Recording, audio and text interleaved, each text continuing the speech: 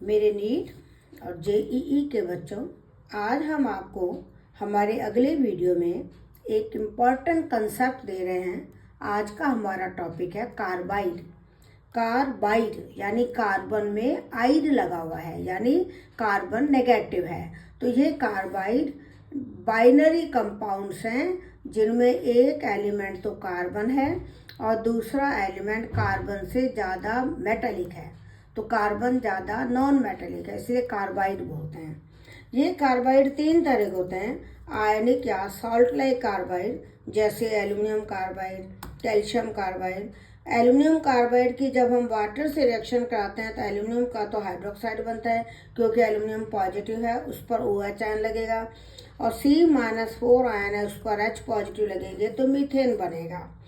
तो aluminium carbide का hydrolysis HCl की प्रेजेंस में कराते हैं, क्योंकि जो इनसॉल्युबल एल्युमिनियम हाइड्रोक्साइड बनता है वो थोड़ी देर बाद एल्युमिनियम कार्बाइड की सरफेस को ढक लेता है। इसीलिए HCl की प्रेजेंस में करेंगे तो एल्युमिनियम हाइड्रोक्साइड HCl से रिएक्शन करके एल्युमिनियम क्लोराइड में बदल जाएगा, जो सॉल्युबल है, और रिएक्शन होती रहेगी। कैल्शियम कार्बाइड की जब हम वाटर से रिएक्शन कराते हैं तो कैल्शियम पर OH आयन लगेंगे और C2-2 आयन पर हाइड्रोजन आयन लगेंगे, तो ये एसिटिलीन बनती है। कोवलेंट कार्बाइड, इनमें कोवलेंट बॉन्ड होता है, जैसे बोरॉन कार्बाइड, सिलिकॉन कार्बाइड।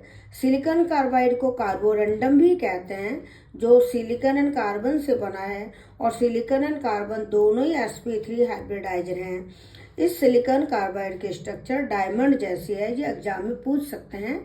तो silicon carbide 3 dimensional crystal lattice है, इसीलिए इसका मेल्टिंग पॉइंट हाई है, तो ये डायमंड की तरह हार्ड है।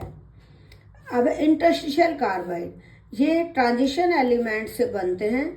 इनमें क्या होता है, ट्रांजिशन मेटल्स के क्रिस्टल में मेटल एटम के बीच इंटरस्टिशियल स्पेस होता है, जिसमें कार्बन एटम फिट हो जाते हैं, तो इसीलिए इनको कहते हैं इंटरस्टिशियल कार्बाइड, जो कि नॉन स्टोइकोमेट्रिक है, यानी मेटल और कार्बन का जो रेशियो है वो होल नंबर में नहीं होता, इनका कंपोजिशन चेंज होता है।